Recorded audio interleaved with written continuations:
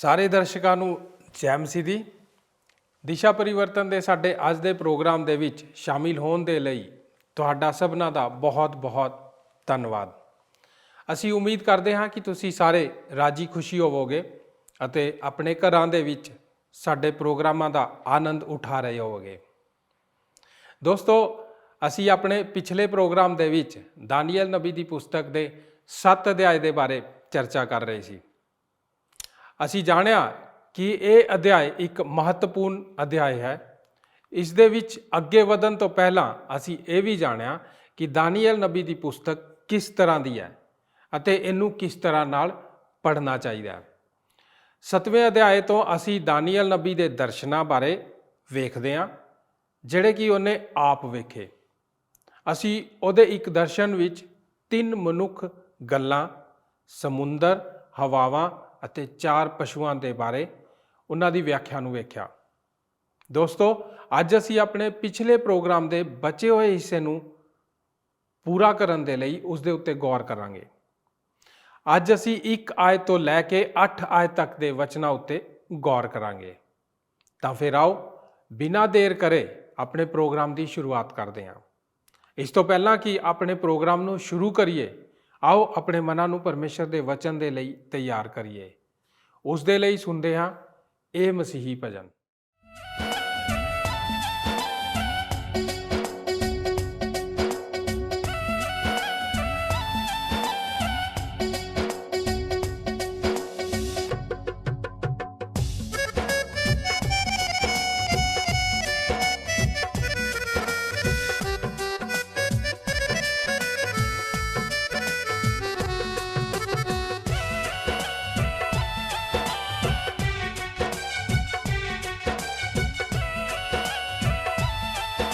ओ रब्बा मेरे मेहर करी, तेरे दर ते खड़ा मैं दीवाना। ओ रब्बा मेरे मेहर करी, तेरे दर ते खड़ा मैं दीवाना। तैथों बख्शिश लैके ही जाना,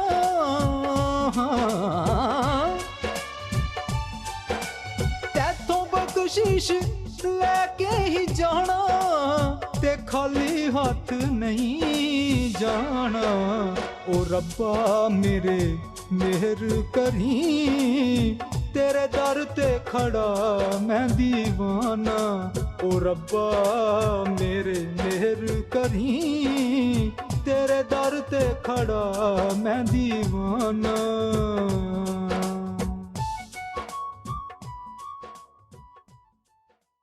ਜ਼ਰਮੀਆ 49 ਅਧਿਆਇ 19 ਵਚਨ ਤੋਂ ਲੈ ਕੇ 22 ਵਚਨ ਵਿੱਚ ਅਸੀਂ ਵੇਖਦੇ ਹਾਂ ਕਿ ਸ਼ੇਰ ਅਤੇ ਉਕਾਬ ਦੋਵੇਂ ਮਿਲ ਕੇ ਨਬੂਕਦਨਜ਼ਰ ਨੂੰ ਪ੍ਰਗਟ ਕਰਦੇ ਹਨ। ਜ਼ਰਮੀਆ 4 ਅਧਿਆਇ 7 ਵਚਨ ਵਿੱਚ ਨਬੂਕਦਨਜ਼ਰ ਦੇ ਬਾਰੇ ਪੜ੍ਹਦੇ ਹਾਂ। ਇੱਕ ਬੱਬਰ ਸ਼ੇਰ ਆਪਣੇ ਝਾੜ ਵਿੱਚੋਂ ਨਿਕਲਿਆ ਅਤੇ ਜੋ ਦੇਸ਼ ਉਹਦੇ ਰਾਸਤੇ ਵਿੱਚ ਆਉਣ ਉਹਨਾਂ ਨੂੰ ਵੀਰਾਨ ਕਰੇ। ਸ਼ੇਰ ਕੌਣ ਸੀ? ਉਹ ਨਬੂਕਦਨਜ਼ਰ ਸੀ। ਅਸੀਂ ਵੇਖਿਆ ਹੈ ਜਦ ਪਰਮੇਸ਼ਰ ਦਰਸ਼ਨ ਦੇ ਕੇ ਕੋਈ ਭਵਿੱਖਬਾਣੀ ਕਰਦਾ ਹੈ ਤਾਂ ਉਹ 100% ਠੀਕ ਨਿਕਲਦੀ ਹੈ। ਹੁਣ ਤੁਸੀਂ ਮੇਰੇ ਨਾਲ ਪਿਛਲੇ ਅਧਿਆਇ 2 ਅਤੇ ਅਧਿਆਇ 4 ਵਿੱਚ ਚੱਲ ਕੇ ਨਬੂਕਦਨਜ਼ਰ ਦੇ ਬਾਰੇ ਸੋਚੋ। ਕੀ ਤੁਹਾਨੂੰ ਯਾਦ ਹੈ ਜਦ ਪਰਮੇਸ਼ਰ ਨੇ ਉਸ ਨੂੰ ਉਸ ਦੇ ਕਮਾਂਡ ਲਈ ਪਾਠ ਪੜ੍ਹਾਇਆ ਸੀ? ਕੀ ਤੁਹਾਨੂੰ ਯਾਦ ਹੈ ਜਦ ਨਬੂਕਦਨਜ਼ਰ ਨੇ ਆਪਣੇ ਬੈਬੀਲੋਨ ਰਾਜ ਵਿੱਚ ਖੜਾ ਹੋ ਕੇ ਇਹ ਆਖਿਆ ਕਿ ਇਹ ਮਹਾਨ ਬੈਬੀਲੋਨ ਨਹੀਂ ਹੈ ਜਿਸ ਨੂੰ ਮੈਂ ਬਣਾਇਆ ਹੈ? ਪਰਮੇਸ਼ਰ ਨੇ ਉਸ ਨੂੰ ਹੇਠਾਂ ਟੇਕਿਆ, ਉਹ ਪਸ਼ੂ ਬਣ ਗਿਆ। ਉਹ 4 ਪੈਰਾਂ ਤੇ ਤੁਰਦਾ ਸੀ ਅਤੇ ਹੇਠਾਂ ਬੈਲ ਵਾਂਗੂ ਘਾਹ ਖਾਂਦਾ ਸੀ। ਸ਼ਾਸਤਰ ਦੱਸਦਾ ਹੈ ਇੱਕ ਖੰਭਾਂ ਵਾਲਾ ਸ਼ੇਰ ਜੋ ਬੈਬੀਲੋਨ ਦੀ ਤਰ੍ਹਾਂ ਸੀ, ਉਸ ਦੇ ਖੰਭ ਪੁੱਟ ਦਿੱਤੇ ਗਏ। ਇਹੀ ਸਭ ਕੁਝ ਹੈ ਜੋ ਨਬੂਕਦਨਜ਼ਰ ਦੇ ਬਾਰੇ ਹੈ। ਇਹ ਪਸ਼ੂ ਜੋ ਸਮੁੰਦਰ ਵਿੱਚੋਂ ਨਿਕਲਿਆ ਸੀ ਕੋਈ ਹੋਰ ਨਹੀਂ ਪਰ ਬੈਬੀਲੋਨ ਰਾਜ ਹੀ ਸੀ। ਭਾਗ ਐੜਾ। ਦੂਸਰਾ ਪਸ਼ੂ 7 ਅਧਿਆਇ 5 ਵਚਨ। ਆਓ ਹੁਣ ਅਸੀਂ ਦੂਜੇ ਵੱਲ ਚੱਲੀਏ।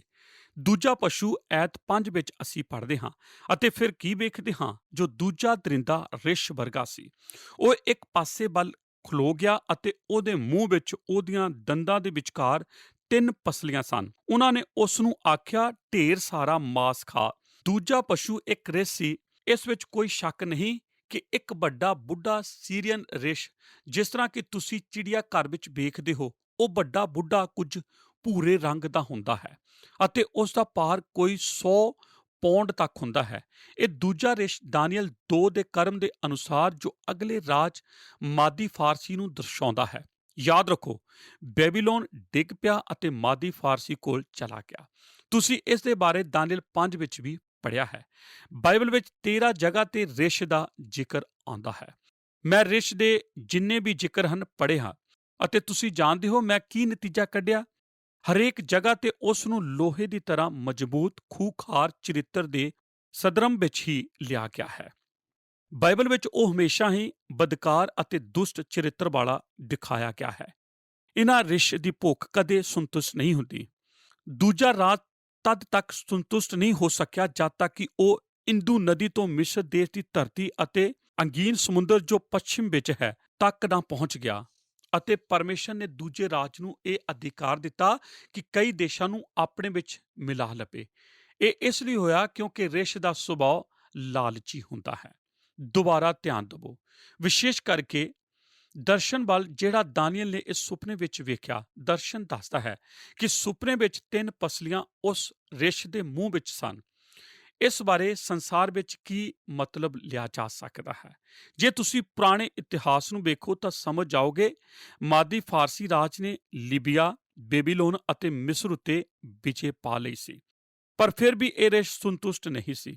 3 ਦੇਸ਼ਾਂ ਨੂੰ ਜਿੱਤਣ ਦੇ ਬਾਵਜੂਦ ਵੀ ਇਹ ਰਿਸ਼ ਹੋਰ ਸ਼ਿਕਾਰ ਕਰਨਾ ਚਾਹੁੰਦਾ ਸੀ।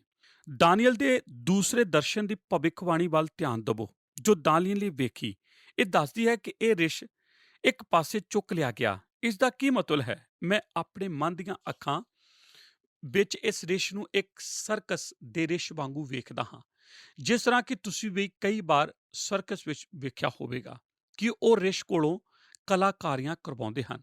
ਰਿਸ਼ ਖੜਾ ਹੋ ਕੇ ਆਪਣੇ ਇੱਕ ਪੈਰ ਇਸ ਤਰ੍ਹਾਂ ਹੀ ਚੁੱਕ ਲੈਂਦਾ ਹੈ ਅਤੇ ਇੱਕ ਪੈਰ ਹੇਠਾਂ ਹੀ ਰੱਖਦਾ ਹੈ। ਉਹ ਇੱਕ ਪਾਸੇ ਉੱਚਾ ਰਹਿੰਦਾ ਹੈ। ਤੁਸੀਂ ਇਸ ਦਾ ਕੀ ਮਤਲਬ ਲਗਾਉਂਦੇ ਹੋ? ਜੇ ਤੁਸੀਂ ਇਤਿਹਾਸ ਪੜ੍ਹੋ ਤਾਂ ਸਮਝ ਜਾਓਗੇ ਕਿ ਉਸ ਸਮੇਂ ਦੇ ਰਾਜ ਨੂੰ ਮਾਦੀ ਫਾਰਸੀ ਰਾਜ ਆਖਦੇ ਸਨ। ਪਰ ਅੰਦਾਜ਼ਾ ਲਗਾਓ ਅਧਿਕਾਰ ਕਿਸ ਦਾ ਸੀ? ਮੈਂ ਤੁਹਾਨੂੰ ਦੱਸਦਾ ਹਾਂ, ਇਸ ਨੂੰ ਤੁਸੀਂ ਦਾਨੀਏਲ ਦੀ ਕਿਤਾਬ ਵਿੱਚੋਂ ਨਹੀਂ ਸਮਝ ਸਕਦੇ ਜਦ ਤੱਕ ਕਿ ਤੁਸੀਂ ਮਾਦੀਆਂ ਦੇ ਬਾਰੇ ਜਾਣਕਾਰੀ ਨਾ ਲੈ ਲਵੋ। ਫਾਰਸੀਆਂ ਨੇ ਜਿੱਤ ਹਾਸਲ ਕਰ ਲਈ ਅਤੇ ਮਾਦੀਆਂ ਨੂੰ ਆਪਣੇ ਨਾਲ ਮਿਲਾ ਕੇ ਅਸਲ ਵਿੱਚ ਫਾਰਸੀ ਰਾਜ ਹੀ ਬਣਾਇਆ ਅਤੇ ਨਾਮ ਦਿੱਤਾ ਮਾਦੀ ਫਾਰਸੀ ਰਾਜ। ਇਸ ਪੁਰਾਣੇ ਰਿਸ਼ ਨੂੰ ਇੱਕ ਪਾਸੇ ਖਲੋ ਕੇ ਆਪਣਾ ਸਰੂਪ ਬਦਲਿਆ ਅਤੇ ਪੂਰਾ ਅਧਿਕਾਰ ਫਾਰਸੀਆਂ ਨੇ ਆਪਣੇ ਕੋਲ ਰੱਖਿਆ। ਇਹ ਘਟਨਾ ਮੈਨੂੰ ਪੂਰੀ ਤਰ੍ਹਾਂ ਸਮਝ ਦਿੰਦੀ ਹੈ ਕਿ ਪਰਮੇਸ਼ਰ ਦੇ ਵਚਨ ਦੀ ਭਵਿੱਖਬਾਣੀ ਜੋ ਦੱਸਦੀ ਹੈ ਉਹ ਇਤਿਹਾਸ ਵਿੱਚ ਪੂਰੀ ਹੋ ਕੇ ਰਹਿੰਦੀ ਹੈ।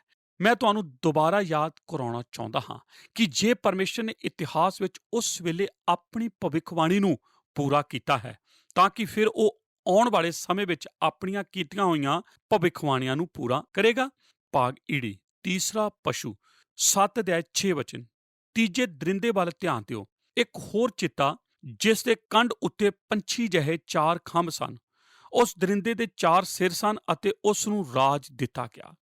ਸ਼ੇਰ ਖਾ ਜਾਂਦਾ ਹੈ ਅਤੇ ਰਿਸ਼ ਤਰੋੜ ਮਰੋੜ ਦਿੰਦਾ ਹੈ ਅਤੇ ਚੀਤਾ ਸ਼ਿਕਾਰ ਉੱਤੇ ਟੱਪ ਕੇ ਪੈਂਦਾ ਹੈ। ਤੁਸੀਂ ਇਹਨਾਂ ਦਰਿੰਦਿਆਂ ਦੇ ਬਾਰੇ ਤਾਂ ਸਮਝ ਹੀ ਗਏ ਹੋ। ਹੁਣ ਮੈਂ ਤੁਹਾਨੂੰ ਉਹ ਦੱਸਣਾ ਚਾਹੁੰਦਾ ਹਾਂ ਜੋ ਉਹ ਨਹੀਂ ਹਨ।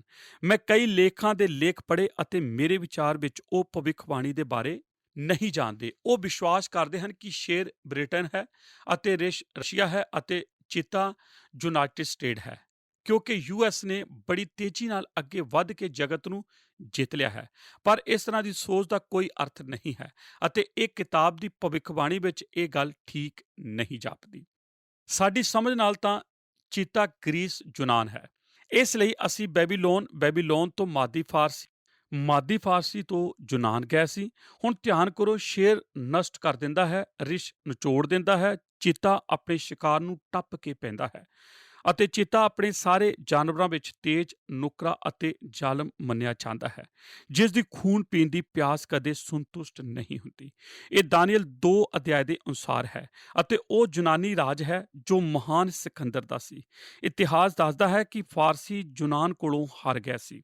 ਚਿੱਤੇ ਦੀ ਕੰਡ ਉੱਤੇ 4 ਖੰਭ ਜਿੱਤ ਨੂੰ ਦਰਸਾਉਂਦੇ ਹਨ ਕਿ ਇਹ ਤੇਜ਼ੀ ਨਾਲ ਅੱਗੇ ਵਧਣ ਦੇ ਯੋਗ ਹੈ। ਜੇ ਤੁਸੀਂ ਆਪਣੇ ਇਤਿਹਾਸ ਨੂੰ ਜਾਣਦੇ ਹੋ ਤਾਂ ਜਾਣਦੇ ਹੋਵੋਗੇ ਕਿ ਮਹਾਨ ਸਿਕੰਦਰ ਪੂਰੇ ਜਗਤ ਨੂੰ ਜਿੱਤਦਾ ਹੋਇਆ ਮਕਦੂਨੀਆ ਤੋਂ ਅਫਰੀਕਾ ਅਤੇ ਪੂਰਬ ਤੋਂ ਹਿੰਦੁਸਤਾਨ ਤੱਕ ਪਹੁੰਚ ਗਿਆ ਸੀ। ਇਸ ਤਰ੍ਹਾਂ ਦੀ ਮਿਸਾਲ ਤੁਸੀਂ ਪੂਰੇ ਇਤਿਹਾਸ ਵਿੱਚ ਕਿਤੇ ਹੋਰ ਨਹੀਂ ਵੇਖੋਗੇ। ਸ਼ਾਸਤਰ ਦੱਸਦਾ ਹੈ ਕਿ ਇਸ ਚੀਤੇ ਦੇ 4 ਸਿਰ ਹਨ। ਕੀ ਤੁਸੀਂ ਜਾਣਦੇ ਹੋ ਕਿ ਮਹਾਨ ਸਿਕੰਦਰ ਦੇ ਮਰਨ ਤੋਂ ਬਾਅਦ ਉਸ ਦਾ ਕੀ ਹੋਇਆ ਸੀ? ਸ਼ਾਸਤਰ ਇਸ ਦੇ ਬਾਰੇ ਸਾਨੂੰ ਕੁਝ ਨਹੀਂ ਦੱਸਦਾ, ਪਰ ਇਤਿਹਾਸ ਦੱਸਦਾ ਹੈ ਸਿਕੰਦਰ ਦੇ ਮਰਨ ਤੋਂ ਬਾਅਦ ਉਸ ਦਾ ਰਾਜ ਉਸ ਦੇ 4 ਮੁਖੀ ਪ੍ਰਧਾਨਾਂ ਵਿੱਚ ਵੰਡ ਦਿੱਤਾ ਗਿਆ। ਇਹ ਗੱਲ ਸਪਸ਼ਟ ਰੂਪ ਵਿੱਚ ਚੀਤੇ ਦੇ 4 ਸਿਰ ਨੂੰ ਦਰਸਾਉਂਦੀ ਹੈ। ਉਸ ਦਾ ਰਾਜ 4 ਹਿੱਸਿਆਂ ਵਿੱਚ ਵੰਡ ਦਿੱਤਾ ਗਿਆ। ਦਾਨੀਏਲ ਦੀ ਕਿਤਾਬ ਸਾਨੂੰ ਪਰਮੇਸ਼ਰ ਦੀ ਪ੍ਰਭੁਤਾ ਦੇ ਬਾਰੇ ਸਿੱਖਿਆ ਦਿੰਦੀ ਹੈ। ਪਰਮੇਸ਼ਰ ਹਰੇਕ ਜਗ੍ਹਾ ਆਪਣੇ ਅਧਿਕਾਰ ਰੱਖਦਾ ਹੈ ਅਤੇ ਇਤਿਹਾਸ ਦੱਸਦਾ ਹੈ ਕਿ ਮਹਾਨ ਸਿਕੰਦਰ ਨੇ ਆਪਣੇ 35,000 ਸੈਨਿਕਾਂ ਨਾਲ ਮਾਦੀ ਫਾਰਸੀਆਂ ਉੱਤੇ ਜਿੱਤ ਹਾਸਲ ਕੀਤੀ, ਜਿਨ੍ਹਾਂ ਕੋਲ 200 ਤੋਂ 300,000 ਸੈਨਿਕ ਸਨ। ਕੀ ਤੁਸੀਂ ਜਾਣਦੇ ਹੋ ਕੀ ਹੋਇਆ? ਇਸ ਦਾ ਉੱਤਰ ਲੈਣ ਲਈ ਅਸੀਂ ਦਾਨੀਏਲ 7 ਨੂੰ ਪੜ੍ਹਦੇ ਹਾਂ। ਤੁਸੀਂ ਜਾਣਦੇ ਹੋ ਕੀ ਹੋਇਆ? ਪਰਮੇਸ਼ਰ ਦੱਸਦਾ ਹੈ ਉਸ ਨੂੰ ਰਾਜ ਦੇ ਦਿੱਤਾ ਗਿਆ। ਇੱਥੇ ਇਸ ਤਰ੍ਹਾਂ ਹੀ ਦੱਸਿਆ ਗਿਆ ਹੈ। ਉਸ ਨੇ ਇਹ ਕਿਸ ਤਰ੍ਹਾਂ ਕੀਤਾ? ਪਰਮੇਸ਼ਰ ਨੇ ਇਹ ਹੋਣ ਦਿੱਤਾ। ਪਰਮੇਸ਼ਰ ਨੇ ਰਾਜ ਉਸ ਨੂੰ ਦੇ ਦਿੱਤਾ। ਸਿਕੰਦਰ ਨੇ ਸੋਚਿਆ ਕਿ ਉਹ ਇੱਕ ਮਹਾਨ ਵਿਅਕਤੀ ਹੈ ਜਿਸ ਨੇ ਥੋੜੇ ਜਿਹੇ ਸੈਨਿਕਾਂ ਨਾਲ ਇੱਕ ਵੱਡੀ ਜਿੱਤ ਹਾਸਲ ਕਰ ਲਈ ਹੈ। ਪਰਮੇਸ਼ਰ ਨੇ ਇਹ ਕੀਤਾ। ਬਾਈਬਲ ਦੱਸਦੀ ਹੈ ਰਾਜ ਉਸ ਨੂੰ ਦੇ ਦਿੱਤਾ ਗਿਆ। ਪਰਮੇਸ਼ਰ ਵੱਲੋਂ ਉਹ ਉਪਹਾਰ ਸੀ। ਸਿਕੰਦਰ ਨੂੰ ਇੱਕ ਮਹਾਨ ਸ਼ਕਤੀ ਮਿਲ ਗਈ। ਕੀ ਤੁਸੀਂ ਜਾਣਦੇ ਹੋ ਕਿ ਇਹ ਕਮਜ਼ੋਰ ਸਿਕੰਦਰ ਕਿੰਨੀ ਵੱਡੀ ਜਿੱਤ ਹਾਸਲ ਕਰ ਸਕਿਆ? ਅਤੇ ਇਸ ਤਰ੍ਹਾਂ ਹੀ ਅੱਜ ਬਹੁਤ ਸਾਰੇ ਮੁਖੀ ਕਰ ਰਹੇ ਹਨ। ਇਤਿਹਾਸ ਦੱਸਦਾ ਹੈ ਉਹ 32 ਸਾਲ ਦੀ ਉਮਰ ਵਿੱਚ ਆਪਣੇ ਦੁਰਾਚਾਰ, ਲਾਲਸਾਂ ਅਤੇ ਇੱਛਾ ਦਾ ਸ਼ਿਕਾਰ ਹੋ ਕੇ ਮਰ ਗਿਆ। ਇਹ ਹੀ ਖੰਭਾਂ ਵਾਲਾ ਚੀਤਾ ਹੈ। ਭਾਗ ਸੱਸਾ, ਚੌਥਾ ਪਸ਼ੂ, 7 ਅਧਿਆਇ 7 ਵਚਨ। ਸ਼ਾਸਤਰ ਸਾਨੂੰ ਐਤ 7 ਵਿੱਚ ਦੱਸਦਾ ਹੈ ਕਿ ਤੀਸਰੇ ਦੇ ਬਾਅਦ ਚੌਥਾ ਪਸ਼ੂ ਆਇਆ। ਇਹਦੇ ਪਿੱਛੋਂ ਮੈਂ ਰਾਤ ਦੀ ਦ੍ਰਿਸ਼ਟੀ ਵਿੱਚ ਡਿੱਠਾ ਅਤੇ ਕੀ ਵੇਖਦਾ ਹਾਂ, ਜੋ ਚੌਥਾ ਦਰਿੰਦਾ ਭਿਆਨਕ ਅਤੇ ਡਰਾਉਣਾ ਅਤੇ ਡਾਢਾ ਬਲਵਾਨ, ਅਤੇ ਉਹਦੇ ਦੰਦ ਲੋਹੇ ਦੇ ਸਨ ਅਤੇ ਵੱਡੇ ਵੱਡੇ ਸਨ।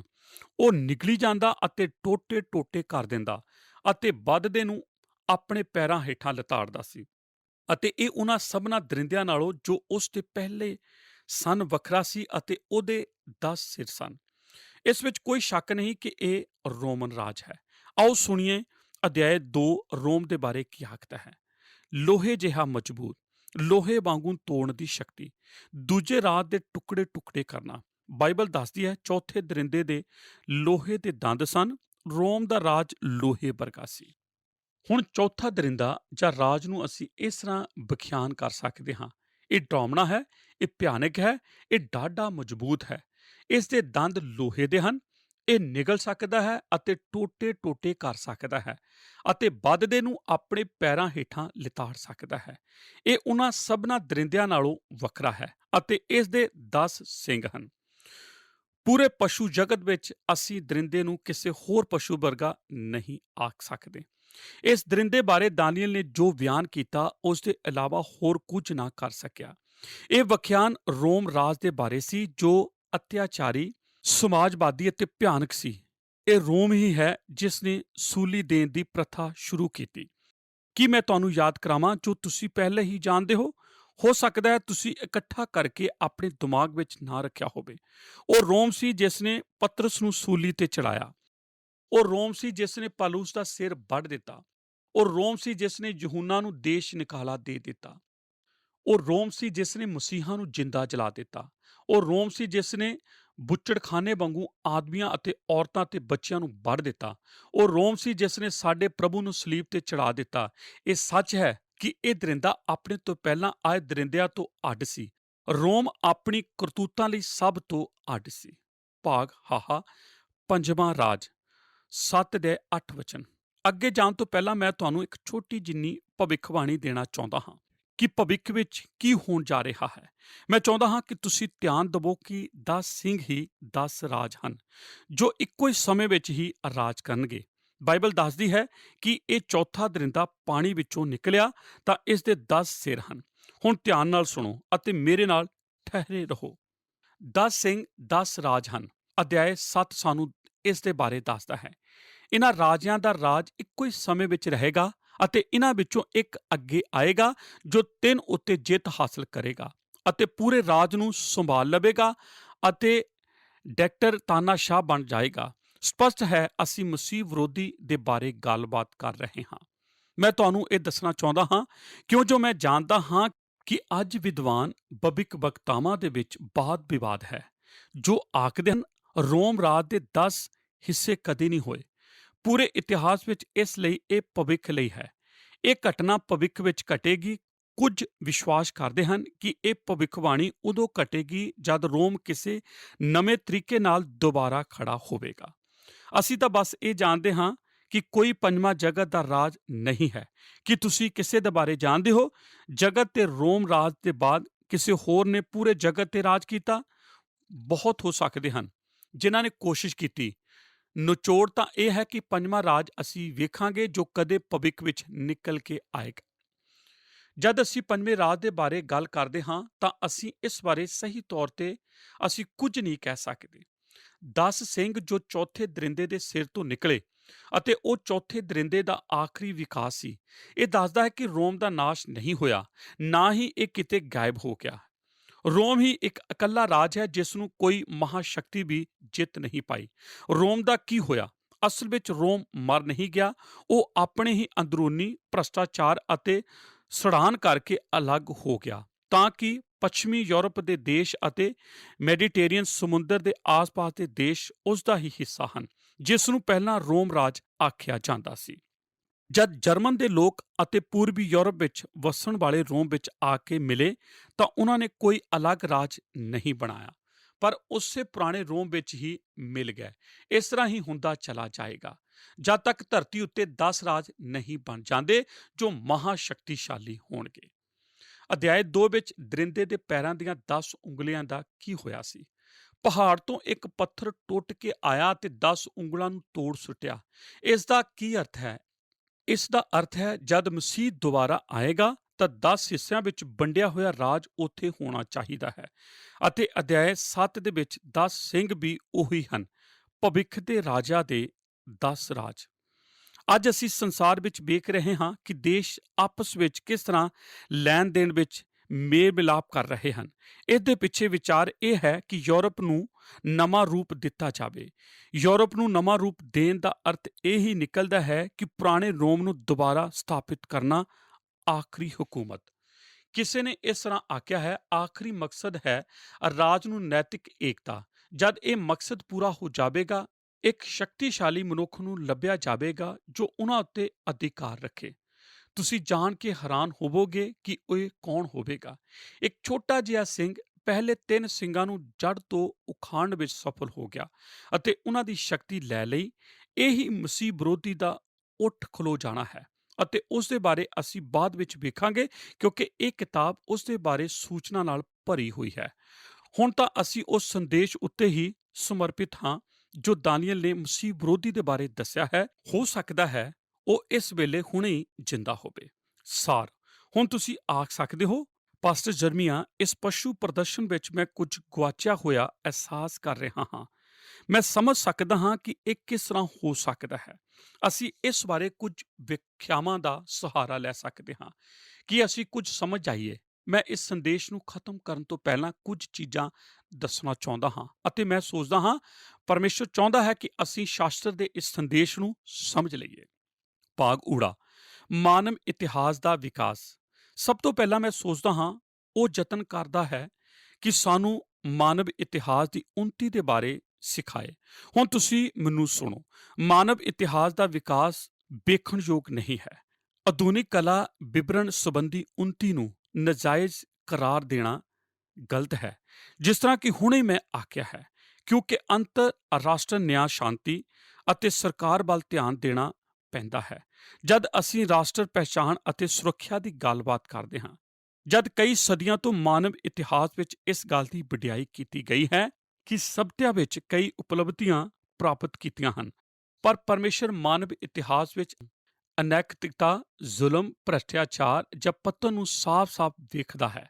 ਸਰਕਾਰ ਅਤੇ ਸਰਕਾਰ ਦੇ ਨੁਮਾਇੰਦੇ ਲੋਕਾਂ ਕੋਲੋਂ ਕੁਝ ਸਮੇਂ ਲਈ ਨਕਾਬ ਪਾ ਕੇ ਅੱਛੇ ਚਰਿੱਤਰ ਵਿਖਾ ਸਕਦੇ ਹਨ, ਪਰ ਉਹ ਪਰਮੇਸ਼ਰ ਦੇ ਅੱਗੇ ਨਕਾਬ ਪਾ ਕੇ ਨਹੀਂ ਖਲੋ ਸਕਦੇ।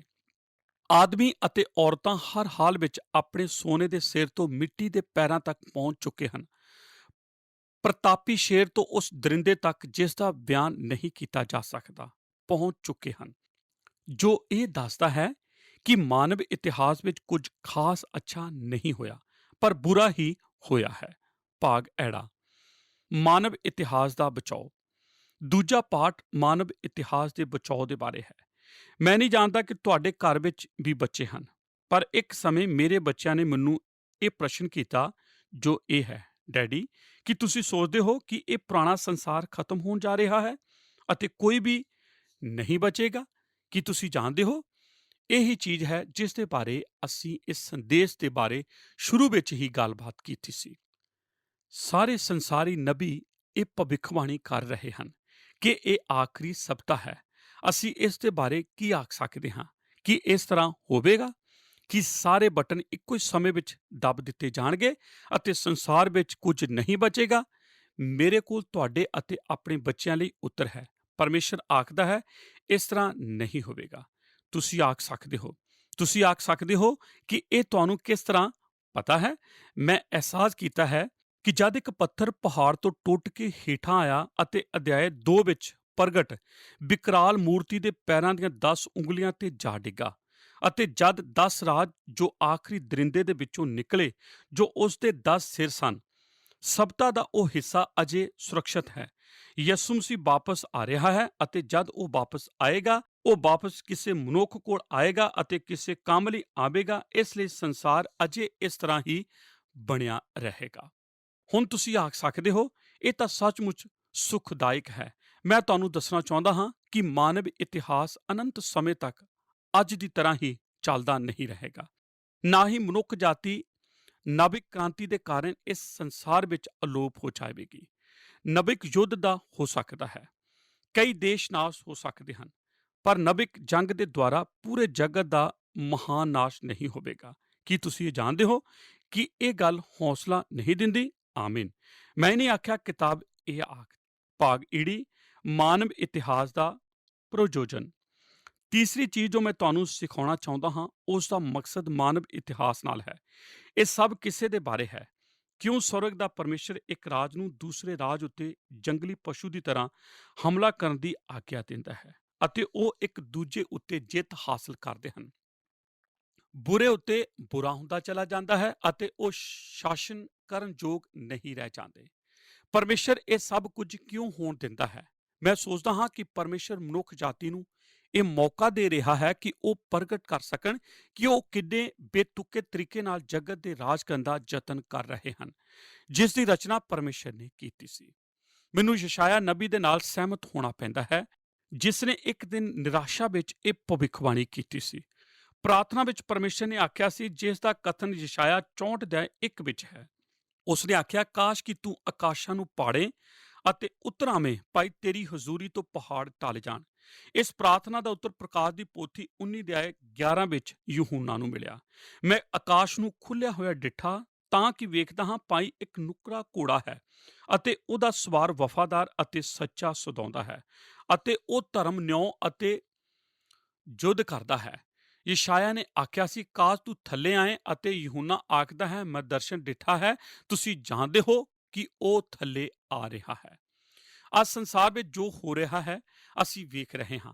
ਦੇਸ਼ ਦੇ ਪਿੱਛੇ ਪਿਆ ਹੋਇਆ ਹੈ, ਇੱਕ ਦੂਜੇ ਨੂੰ ਚੋਟ ਮਾਰਨਾ ਚਾਹੁੰਦਾ ਹੈ, ਬਗਾਵਤ ਫੈਲ ਰਹੀ ਹੈ, ਅਗਜਗਤਾ ਅਤੇ ਰੌਲਾ ਰੱਪਾ ਵੇਖਣ ਨੂੰ ਮਿਲ ਰਿਹਾ ਹੈ, ਜਿਸ ਨੂੰ ਮਨੁੱਖ ਕਾਬੂ ਨਹੀਂ ਕਰ ਸਕਦਾ। ਪਰ ਸਵਰਗ ਦਾ ਪਰਮੇਸ਼ਰ ਸਭ ਕੁਝ ਕਾਬੂ ਕਰ ਸਕਦਾ ਹੈ, ਅਤੇ ਇੱਕ ਦਿਨ ਰਾਜਾ ਯਿਸੂ ਥੱਲੇ ਆ ਰਿਹਾ ਹੈ ਤਾਂ ਕਿ ਇਸ ਨੂੰ ਠੀਕ ਕਰੇ। ਕੌਨਰਾਡ ਐਡੋਨੋਰ ਬੈਸਟ ਜਨਵਰੀ ਦਾ ਸੰਚਾਰਲ ਮਰਨ ਦੇ ਬਾਅਦ ਮੈਨੂੰ ਦੱਸਿਆ ਗਿਆ ਕਿ ਉਸ ਦੀ ਗੱਲਬਾਤ ਬਿਲੀ ਗ੍ਰਾਮ ਦੇ ਨਾਲ ਹੋਈ ਸੀ, ਜੋ ਇਸ ਤਰ੍ਹਾਂ ਹੈ। ਉਸਨੇ ਡਾਕਟਰ ਗ੍ਰਾਮ ਨੂੰ ਇੱਕ ਦੇ ਬਾਅਦ ਇੱਕ ਪ੍ਰਸ਼ਨ ਪੁੱਛੇ। ਪਹਿਲਾ ਪ੍ਰਸ਼ਨ ਸੀ, ਡਾਕਟਰ ਗ੍ਰਾਮ, ਤੁਸੀਂ ਵਿਸ਼ਵਾਸ ਕਰਦੇ ਹੋ ਕਿ ਯਿਸੂ ਮੁਰਦਿਆਂ ਵਿੱਚੋਂ ਜੀ ਉੱਠਿਆ ਹੈ? ਡਾਕਟਰ ਗ੍ਰਾਮ ਨੇ ਉੱਤਰ ਦਿੱਤਾ, ਹਾਂ ਸ਼੍ਰੀਮਾਨ ਜੀ, ਮੈਂ ਵਿਸ਼ਵਾਸ ਕਰਦਾ ਹਾਂ। ਅਤੇ ਉਸਨੇ ਆਖਿਆ, ਕੋਈ ਆਖਦਾ ਹੈ ਕਿ ਯਿਸੂ ਵਾਪਸ ਆਏਗਾ ਅਤੇ ਧਰਤੀ ਤੇ ਰਾਜ ਕਰੇਗਾ। ਕੀ ਤੁਸੀਂ ਵਿਸ਼ਵਾਸ ਕਰਦੇ ਹੋ? ਬਿਲੀ ਗ੍ਰਾਮ ਨੇ ਉੱਤਰ ਦਿੱਤਾ, ਹਾਂ ਸ਼੍ਰੀਮਾਨ ਜੀ, ਮੈਂ ਪੂਰੀ ਤਰ੍ਹਾਂ ਵਿਸ਼ਵਾਸ ਕਰਦਾ ਹਾਂ। ਕੁਝ ਸਮੇਂ ਰੁਕ ਕੇ ਐਡਨਰ ਨੇ ਆਖਿਆ, ਇਸ ਲਈ ਮੈਨੂੰ ਵੀ ਵਿਸ਼ਵਾਸ ਕਰਨਾ ਚਾਹੀਦਾ ਹੈ। ਜੇ ਉਹ ਵਾਪਸ ਨਹੀਂ ਆਉਂਦਾ ਤਾਂ ਇਸ ਜਗਤ ਲਈ ਕੋਈ ਆਸ ਨਹੀਂ ਰਹਿ ਜਾਂਦੀ, ਅਤੇ ਮੈਂ ਇਹ ਵਿਸ਼ਵਾਸ ਕਰਦਾ ਹਾਂ ਉਹਦਾ ਰਾਜ ਆਉਣ ਵਾਲਾ ਹੈ। ਆਮੀਨ। ਪਿਆਰੇ ਦਰਸ਼ਕੋ, ਸਾਡੇ ਨਾਲ ਇਸ ਪ੍ਰੋਗਰਾਮ ਦੇ ਵਿੱਚ ਅਖੀਰ ਤੱਕ ਬਣੇ ਰਹਿਣ ਦੇ ਲਈ ਤੁਹਾਡਾ ਸਭਨਾਂ ਦਾ ਬਹੁਤ ਬਹੁਤ ਧੰਨਵਾਦ। ਦੋਸਤੋ, ਸਾਡੇ ਅੱਜ ਦੇ ਪ੍ਰੋਗਰਾਮ ਦੇ ਵਿੱਚ ਅਸੀਂ ਦਾਨੀਏਲ ਨਬੀ ਦੀ ਪੁਸਤਕ ਦੇ 7 ਅਧਿਆਏ ਦੇ ਵਿੱਚੋਂ ਪਰਮੇਸ਼ਵਰ ਦੇ ਵਚਨ ਨੂੰ ਸਿੱਖ ਰਹੇ ਸੀ। ਅਸੀਂ 1 ਆਇਤ ਤੋਂ ਲੈ ਕੇ 8 ਆਇਤਾਂ ਤੱਕ ਦੇ ਵਚਨਾਂ ਉੱਤੇ ਗੌਰ ਕੀਤਾ। ਅਸੀਂ ਜਾਣਿਆ ਕਿ ਸ਼ੇਰ ਅਤੇ ਉਕਾਬ ਰਾਜਾ ਨਬੂਕਦਨੇਸਰ ਨੂੰ ਦਰਸਾਉਂਦੇ ਹਨ। ਸਮੁੰਦਰ ਦੇ ਵਿੱਚੋਂ ਨਿਕਲਿਆ ਪਸ਼ੂ ਬਾਬਲ ਦੇ ਰਾਜ ਬਾਰੇ ਦਰਸਾਉਂਦਾ ਹੈ। ਇਸ ਤੋਂ ਬਾਅਦ ਅਸੀਂ ਦੂਜੇ ਪਸ਼ੂ ਜੋ ਕਿ ਰਿਛ ਵਰਗਾ ਵਿਖਾਈ ਦਿੰਦਾ ਸੀ, ਉਸ ਦੀ ਵਿਆਖਿਆ ਦੇ ਉੱਤੇ ਗੌਰ ਕੀਤਾ। ਅਸੀਂ ਜਾਣਿਆ ਕਿ ਬਾਈਬਲ ਦੇ ਵਿੱਚ 13 ਜਗ੍ਹਾ ਰਿਛ ਦਾ ਜ਼ਿਕਰ ਹੈ। ਫਿਰ ਅਸੀਂ ਤੀਜੇ ਅਤੇ ਚੌਥੇ ਪਸ਼ੂ ਦੇ ਬਾਰੇ ਵੀ ਜਾਣਿਆ। ਅਸੀਂ ਜਾਣਿਆ ਕਿ ਇਹ ਸਾਰੇ ਪਸ਼ੂ ਸੰਸਾਰ ਦੇ ਵਿੱਚ ਪਾਏ ਜਾਣ ਵਾਲੇ ਪ੍ਰਮੁੱਖ ਰਾਜ ਸਨ। ਤੀਜਾ ਪਸ਼ੂ ਜੋ ਕਿ ਖੰਭਾਂ ਵਾਲਾ ਪਸ਼ੂ ਸੀ, ਉਹ ਯੂਨਾਨ ਦੇ ਰਾਜ ਬਾਰੇ ਦੱਸਦਾ ਹੈ। ਅਸੀਂ ਜਾਣਿਆ ਕਿ ਦਾਨੀਏਲ ਦੀ ਪੁਸਤਕ ਸਾਨੂੰ ਪਰਮੇਸ਼ਵਰ ਦੀ ਪ੍ਰਭੂਤਾ ਬਾਰੇ ਸਿੱਖਿਆ ਦਿੰਦੀ ਹੈ। ਪਰਮੇਸ਼ਵਰ ਹਰੇਕ ਜਗ੍ਹਾ ਆਪਣਾ ਅਧਿਕਾਰ ਰੱਖਦਾ ਹੈ। ਅਸੀਂ ਜਾਣਿਆ ਕਿ ਇਤਿਹਾਸ ਦੇ ਵਿੱਚ ਸਿਕੰਦਰ ਮਹਾਨ ਨੇ 35,000 ਸੈਨਿਕਾਂ ਦੇ ਨਾਲ ਮਾਦੀ ਅਤੇ ਫਾਰਸੀ ਰਾਜ ਦੀ ਇੱਕ ਵੱਡੀ ਫੌਜ ਨੂੰ ਹਰਾ ਦਿੱਤਾ। ਇਹ ਇਸ ਕਰਕੇ ਹੋਇਆ ਕਿਉਂਕਿ ਦਾਨੀਏਲ 7 ਅਧਿਆਏ, ਜਿਸ ਦਾ ਕਿ ਅਸੀਂ ਅਧਿਐਨ ਕਰਨ ਜਾ ਰਹੇ ਹਾਂ, ਦੇ ਵਿੱਚ ਬਾਈਬਲ ਬਾਣੀ ਕਹਿੰਦੀ ਹੈ ਕਿ ਪਰਮੇਸ਼ਰ ਨੇ ਉਹਨਾਂ ਨੂੰ ਸਿਕੰਦਰ ਦੇ ਹੱਥ ਵਿੱਚ ਕਰ ਦਿੱਤਾ। ਸਿਕੰਦਰ ਨੂੰ ਮਾਦੀ ਅਤੇ ਫਾਰਸੀ ਦਾ ਰਾਜ ਦੇ ਦਿੱਤਾ ਗਿਆ। ਇਸ ਤੋਂ ਬਾਅਦ ਜਿਹੜਾ ਚੌਥਾ ਪਸ਼ੂ ਅਸੀਂ ਵੇਖਿਆ, ਉਹ ਰੋਮ ਦੇ ਰਾਜ ਬਾਰੇ ਦਰਸਾਉਂਦਾ ਹੈ। 7ਵੇਂ ਅਧਿਆਏ ਦੇ ਵਿੱਚ ਇਸ ਭਵਿੱਖਬਾਣੀ ਨੂੰ ਅਸੀਂ ਜਾਣਿਆ ਕਿ ਆਉਣ ਵਾਲੇ ਸਮੇਂ ਵਿੱਚ ਰੋਮ 10 ਰਾਜਾਂ ਦੇ ਵਿੱਚ ਵੰਡਿਆ ਜਾਏਗਾ। ਇਹ ਭਵਿੱਖ ਦੀ ਹੋਣ ਵਾਲੀ ਘਟਨਾ ਬਾਰੇ ਦੱਸਦਾ ਹੈ। ਇਹਨਾਂ ਵਿੱਚੋਂ ਹੀ ਇੱਕ ਮਸੀਹ ਵਿਰੋਧੀ ਵੀ ਹੋਵੇਗਾ। ਅਸੀਂ ਕੁਝ ਵਿਆਖਿਆਵਾਂ ਦੇ ਉੱਤੇ ਗੌਰ ਕੀਤਾ। ਅਸੀਂ ਮਾਨਵ ਇਤਿਹਾਸ ਦੇ ਵਿਕਾਸ ਬਾਰੇ ਜਾਣਿਆ। ਇਸ ਤੋਂ ਬਾਅਦ ਅਸੀਂ ਮਾਨਵ ਇਤਿਹਾਸ ਦੇ ਬਚਾਓ ਬਾਰੇ ਜਾਣਿਆ। ਮਾਨਵ ਇਤਿਹਾਸ ਅਨੰਤ ਸਮੇਂ ਤੱਕ ਚੱਲਦਾ ਨਹੀਂ ਰਹੇਗਾ। ਫਿਰ ਅਸੀਂ ਮਾਨਵ ਇਤਿਹਾਸ ਦੇ ਪ੍ਰਯੋਜਨ ਬਾਰੇ ਜਾਣਿਆ। ਅਸੀਂ ਜਾਣਿਆ ਕਿ ਪਰਮੇਸ਼ਰ ਇਨਸਾਨਾਂ ਨੂੰ ਮੌਕਾ ਦੇ ਰਿਹਾ ਕਿ ਉਹ ਇਸ ਗੱਲ ਨੂੰ ਜਾਣਨ ਕਿ ਉਹ ਕਿੰਨੇ ਬੇਤੁਕੇ ਤਰੀਕੇ ਦੇ ਨਾਲ ਰਾਜ ਕਰ ਰਹੇ ਹਨ। ਪਿਆਰੇ ਦਰਸ਼ਕੋ, ਅਸੀਂ ਅੱਜ ਦੇ ਪ੍ਰੋਗਰਾਮ ਦੇ ਵਿੱਚ ਜਾਣਿਆ ਕਿ ਇੱਕ ਦਿਨ ਪ੍ਰਭੂ ਯਿਸੂ ਵਾਪਿਸ ਧਰਤੀ ਦੇ ਉੱਤੇ ਰਾਜ ਕਰਨ ਦੇ ਲਈ ਆਣਗੇ ਅਤੇ ਚੀਜ਼ਾਂ ਨੂੰ ਠੀਕ ਕਰਨਗੇ। ਕੀ ਤੁਸੀਂ ਪ੍ਰਭੂ ਯਿਸੂ ਜੀ ਦੇ ਵਾਪਿਸ ਆਉਣ ਦਾ ਇੰਤਜ਼ਾਰ ਕਰ ਰਹੇ ਹੋ? ਆਓ ਪ੍ਰਾਰਥਨਾ ਕਰੀਏ। ਸਾਡੇ ਅਨੁਗ੍ਰਹਕਾਰੀ ਦਿਆਲੂ ਪਰਮੇਸ਼ਰ, ਪ੍ਰਭੂ ਯਿਸੂ ਮਸੀਹ ਜੀ ਦੇ ਨਾਮ 'ਚ ਤੁਹਾਡਾ ਧੰਨਵਾਦ ਕਰਦੇ ਪਿਤਾ ਪਰਮੇਸ਼ਰ ਕਿ ਅੱਜ ਅਸੀਂ ਪ੍ਰਭੂ ਜੀ ਯੂਨਾਨ ਦੇ ਬਾਰੇ, ਰੋਮ ਦੇ ਬਾਰੇ, ਬਾਬੁਲ ਦੇ ਬਾਰੇ, ਪ੍ਰਭੂ ਜੀ ਜਿਹੜੇ ਰਾਜ ਸੀ ਉਹਨਾਂ ਦੇ ਬਾਰੇ ਵਿਆਖਿਆ ਨੂੰ ਸਮਝਿਆ ਔਰ ਅਸੀਂ ਜਾਣਿਆ ਕਿ ਇਹਨਾਂ ਦੇ ਵਿੱਚੋਂ ਪਿਤਾ ਅਖੀਰ ਵਿੱਚ ਤੁਹਾਡਾ ਰਾਜ ਆਏਗਾ ਔਰ ਪਿਤਾ ਪਰਮੇਸ਼ਰ ਉਹ ਰਾਜ ਸ਼ਾਂਤੀ ਦਾ ਰਾਜ ਹੋਏਗਾ। ਉਹ ਰਾਜ ਪਿਤਾ ਪਰਮੇਸ਼ਰ ਤੇਰਾ ਰਾਜ ਹੋਏਗਾ। ਪਿਤਾ, ਸਾਡੀ ਪ੍ਰਾਰਥਨਾ ਹੈ ਪ੍ਰਭੂ, ਸਾਨੂੰ ਉਸ ਰਾਜ ਵਾਸਤੇ ਤਿਆਰ ਕਰ। ਸਾਨੂੰ ਹਿੰਮਤ, ਤਾਕਤ, ਸਮਝ ਦੇ ਪਿਤਾ ਪਰਮੇਸ਼ਰ, ਤਾਂ ਕਿ ਅਸੀਂ ਉਹਨਾਂ ਚੀਜ਼ਾਂ ਨੂੰ ਦੇਖ ਸਕੀਏ ਜਿਨ੍ਹਾਂ ਦੇ ਜ਼ਰੀਏ ਸਾਨੂੰ ਪਤਾ ਲੱਗ ਸਕੇ ਕਿ ਤੁਹਾਡਾ ਆਉਣਾ ਕਿੰਨਾ ਨਜ਼ਦੀਕ ਹੈ। ਪ੍ਰਭੂ ਯਿਸੂ ਮਸੀਹ ਜੀ ਦੇ ਨਾਮ 'ਚ ਇਸ ਪ੍ਰਾਰਥਨਾ ਨੂੰ ਮੰਗਦੇ ਹਾਂ। ਆਮੀਨ। ਅਗਲੇ ਪ੍ਰੋਗਰਾਮ ਦੇ ਵਿੱਚ ਫਿਰ ਮੁਲਾਕਾਤ ਕਰਾਂਗੇ। ਤਦ ਤੱਕ ਦੇ ਲਈ ਸਾਰਿਆਂ ਨੂੰ ਜੈ ਮਸੀਹ ਦੀ। ਕੀ ਤੁਹਾਨੂੰ ਇਹ ਪ੍ਰੋਗਰਾਮ ਪਸੰਦ ਆਇਆ? ਹੁਣੇ ਸਾਨੂੰ ਇੱਕ ਮਿਸ ਕਾਲ ਦਿਓ ਤੇ ਤੁਸੀਂ ਅਗਲੇ ਜੇਤੂ ਹੋ ਸਕਦੇ ਹੋ।